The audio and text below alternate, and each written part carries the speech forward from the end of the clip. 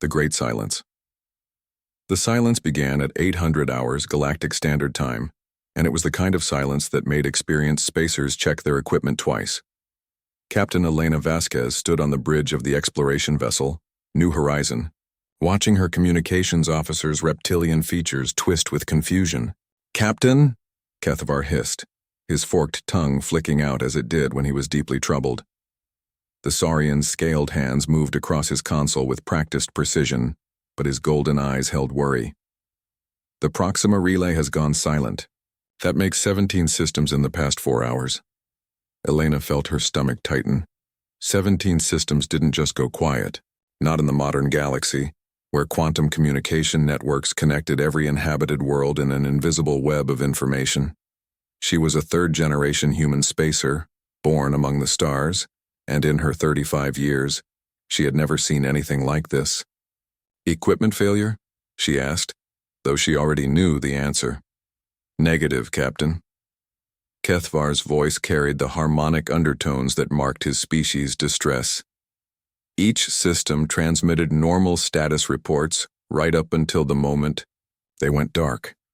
No distress signals, no emergency broadcasts. Just silence. Dr. Yuki Tanaka looked up from her science station, her dark eyes reflecting the glow of multiple data screens. The young human scientist had joined the crew only 6 months ago, fresh from the Advanced Technology Institute on New Tokyo. Her specialty was ancient civilizations and lost technologies, fields that most people considered academic curiosities. "Captain, I'm detecting a pattern in the blackouts," she said, her voice carrying the careful precision of someone who had spent years studying details others missed. The affected systems form a geometric progression, each one positioned at mathematical intervals from the others. Elena moved to look over Yuki's shoulder at the holographic star map floating above the science console. The dead systems glowed red against the blue background of normal space, and even Elena could see the pattern. It looked like something was systematically working its way through the galaxy, following a predetermined path. "What kind of pattern requires mathematical precision?" Elena asked. "The kind that's artificial," Yuki replied quietly. "Captain, whatever is causing these blackouts, it's not random. Something is deliberately targeting our communication networks." Before Elena could respond, the ship's tactical officer spoke up. Commander Zixtal belonged to the Vexani, an insectoid species known for their strategic minds and their ability to process multiple threats simultaneously. His multifaceted eyes never missed a detail, and his mandibles clicked with agitation. "Captain, long-range sensors are detecting massive energy disturbances along the edge of the dead zone," he reported. "The readings are unlike anything in our databases." The dead zone. Elena felt a chill run down her spine at the mention of that cursed region of space. For 800 years, no ship that entered the dead zone had ever returned. It was a sphere of space roughly 50 light-years in diameter, located in the galactic rim, where stars were sparse and ancient. The Galactic Council had declared it off-limits centuries ago after the 5th expedition disappeared without a trace. "What kind of energy disturbances?" Elena asked. "Massive, Captain. The readings suggest technology far beyond current galactic capabilities. Whatever is in there has been dormant for a very long time, but it's waking up now." Elena made a decision that would change the course of galactic history. "Set course for the dead zone boundary, maximum safe speed." "Captain," Kethvar protested, his reptilian features showing clear alarm. "Regulations strictly forbid." "Regulations don't account for 17 star systems going dark in 4 hours, Elena interrupted. "If whatever is happening is connected to the dead zone, we need to know about it before it spreads further." The New Horizon was not a warship. She was an exploration vessel designed for scientific research and first contact situations. Her crew of 47 included representatives from 12 different species, all united by humanity's ancient dream of reaching for the stars. As they approached the boundary of the dead zone, that diversity would prove to be their greatest strength.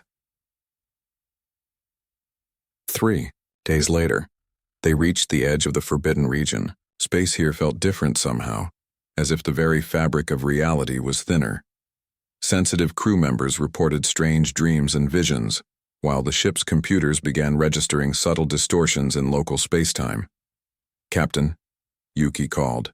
From her station, excitement overriding her usual calm demeanor, "I'm detecting an artificial signal from within the dead zone. It's weak, but it's definitely there. Can you decode it?" "Working on it now." Yuki's fingers flew across her console, running the signal through every decryption algorithm in the ship's database. After several minutes, she looked up with wonder in her eyes. "Captain, it's in ancient human standard. Pre-colony era. The signal is over 800 years old, but it's still broadcasting." Elena felt her heart skip a beat. 800 years ago was when the first human colony ships had left the solar system, spreading humanity across the galaxy. But the official record said all the colony ships had been accounted for. No human vessels had ever entered the dead zone. "What does the signal say?" Elena asked. "It's a repeating message," Yuki replied, her voice barely above a whisper. "It says silent protocol active. Guardians maintaining watch. When the darkness returns, we will be ready." The bridge fell silent except for the usual hum of the ship's systems. Every crew member present understood the implications. Somewhere in the dead zone, hidden for 8 centuries, there were humans. Humans who had been waiting for something they called the darkness. "Captain," Commander Zixtal spoke up, his compound eyes reflecting the readouts from his tactical displays.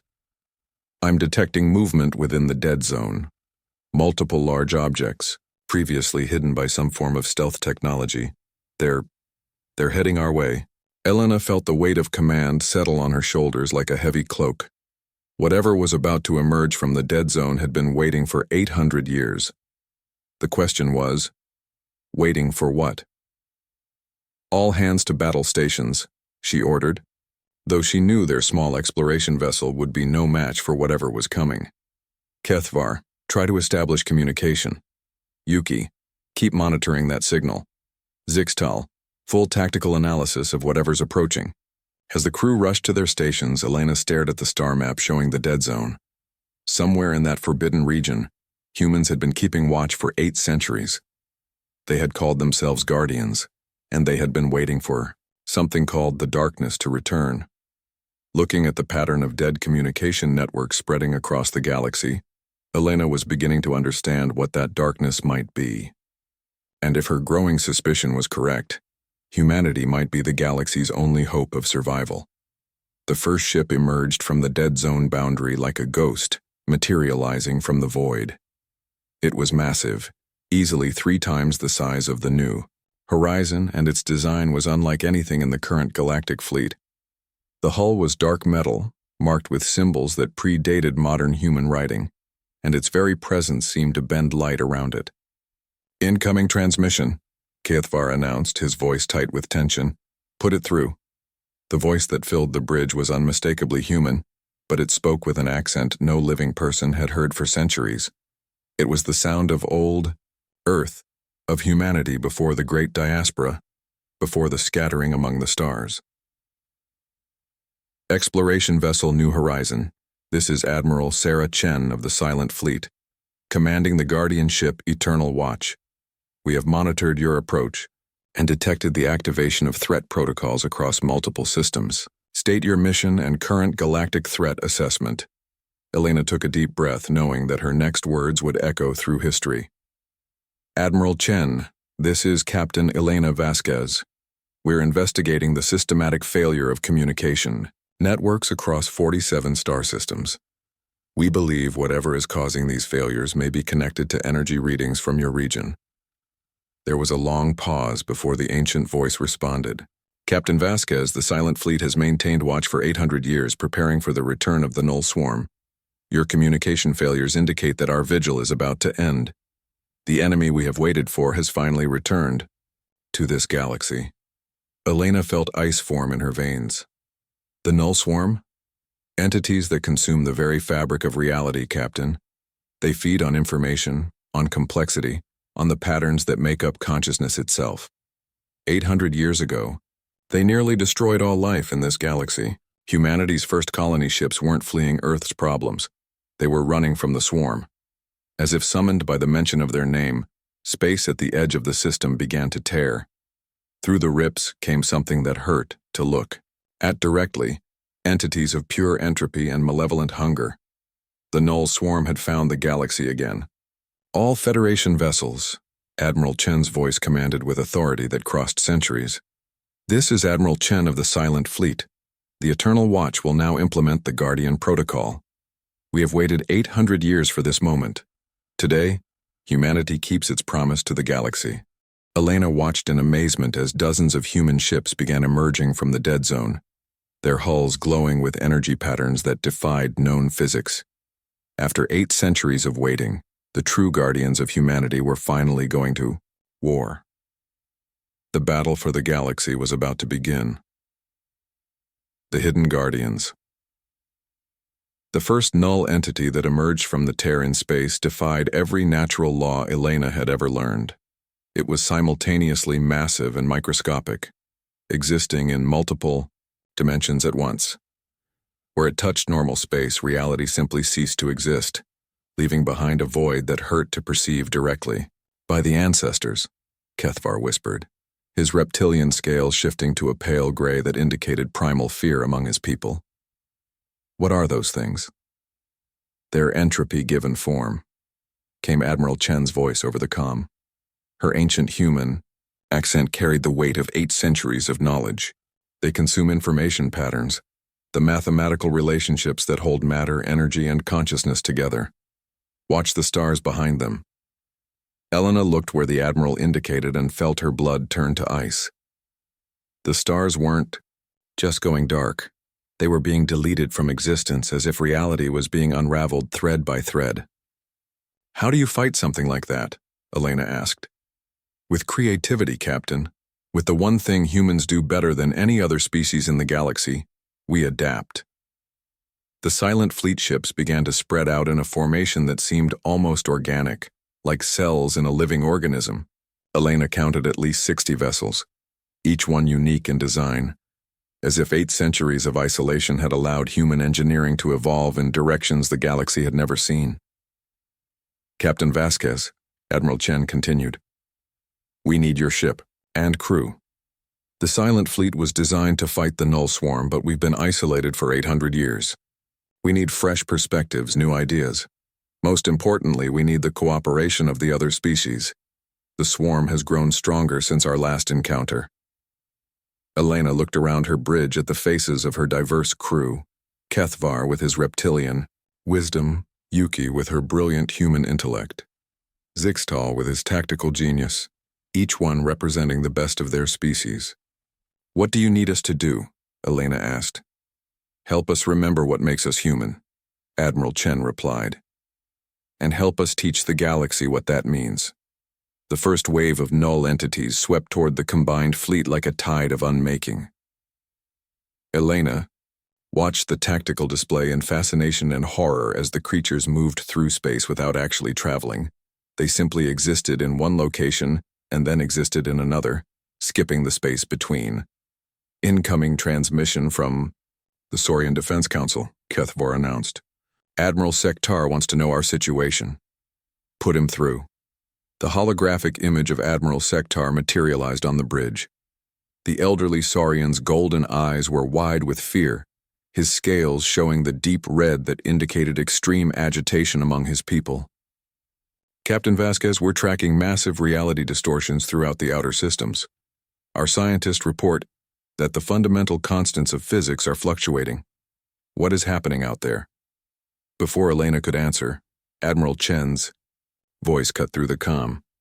Admiral Sektar, this is Admiral Sarah Chen of the human Silent Fleet. Your species is in immediate danger from entities that consume the building blocks of reality itself. We need every available ship to converge on the dead zone boundary immediately. Human Silent Fleet? Sektar's voice carried confusion. There are no human fleets in that region. The dead zone has been empty for centuries. Not empty, Admiral. Guarded. We've been waiting for this day for 800 years. Elena watched the Saurian Admiral's expression change as the implications hit him. You're saying humans have been in the dead zone all this time? A volunteer, Force, Admiral. We stayed behind when the first colony ships fled the swarm. We've spent 8 centuries preparing for their return. The conversation was interrupted by Zixtal's urgent report. Captain, the first null entities are engaging the Silent Fleet outer perimeter. Elena turned to watch the battle unfold on the main screen. What she saw challenged everything she thought she knew about space combat. The Silent Fleet ships didn't fire conventional weapons. Instead, they projected fields of what looked like crystallized information, geometric patterns that existed in multiple dimensions at once. When these patterns touched the null entities, something extraordinary happened.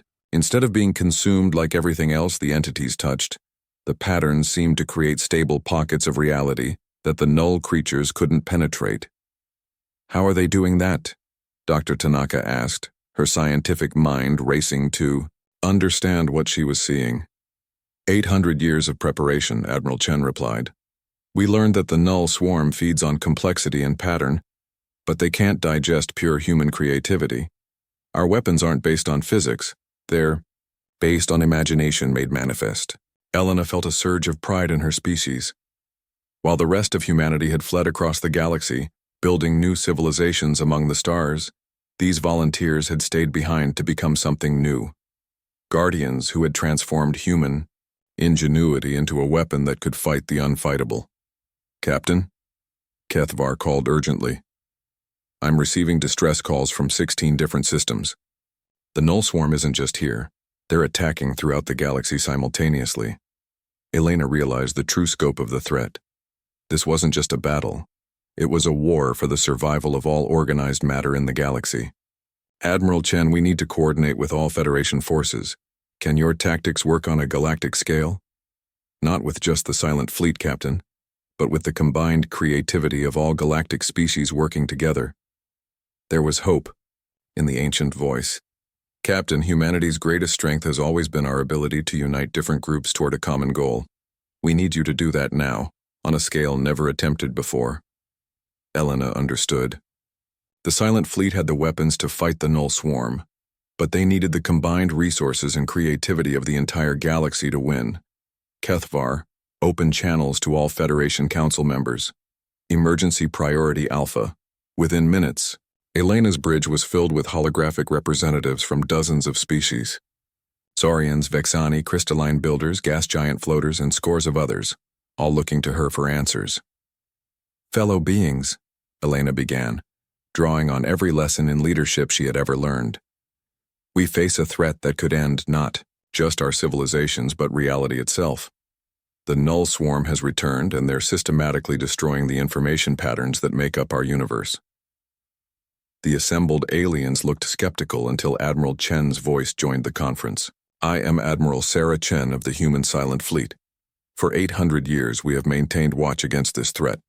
The time for hiding is over. Elena watched the expressions of the alien representatives as Admiral Chen explained the true history of the human diaspora. The colony ships hadn't been fleeing Earth's problems. They had been fleeing the null swarm, spreading humanity across the galaxy so that some would survive if the worst happened. The Silent Fleet has weapons that can hurt the swarm, Elena continued. But we need the unique capabilities of every species to win this war. Saurian pattern recognition, Vexani tactical processing, crystalline builder construction capabilities, and dozens of others. Separately we'll be consumed. Together we might just survive. Commander Zixtal had been monitoring tactical displays throughout the conversation. Captain, I'm tracking null incursions in 47 systems now. They're moving faster than we can respond with conventional forces. Admiral Chen's image appeared on the main screen, and Elena was struck by how young she looked despite her ancient voice. The technologies of the Silent Fleet had kept her alive for 8 centuries, but her eyes held the weight of ages. Captain Vasquez is correct, the Admiral said. We need every species working together. The null swarm grows stronger by consuming complexity, but they can't handle the kind of organized chaos that comes from multiple species cooperating in ways they've never done before. The plan that emerged over the next several hours was audacious in its scope. The Silent Fleet would provide the reality stabilization technology that could hurt the null entities. The Saurians would use their pattern recognition abilities to predict swarm movements. The Vexani would coordinate fleet actions across multiple star systems simultaneously. The crystalline builders would construct quantum communication networks that the swarm couldn't disrupt. And humanity, both the ancient silent fleet and the scattered colonies, would do what they had always done best: adapt, improvise, and find ways to make impossible things work. "There's one more thing," Admiral Chen said as the various alien representatives began organizing their contributions. "The Null Swarm isn't just destroying information randomly. They're searching for something specific, the core pattern that underlies all conscious thought in this galaxy. If they find it, they could end consciousness itself," Elena finished, understanding the full horror of what they faced. "Exactly. Which means we need to protect not just our worlds and our ships, but the very concept of thinking beings working together." The battle began in earnest as coordinated Federation fleets engaged null entities throughout the galaxy. Elena watched her tactical displays light up with hundreds of simultaneous engagements, each one a desperate fight against entropy itself. But something extraordinary was happening.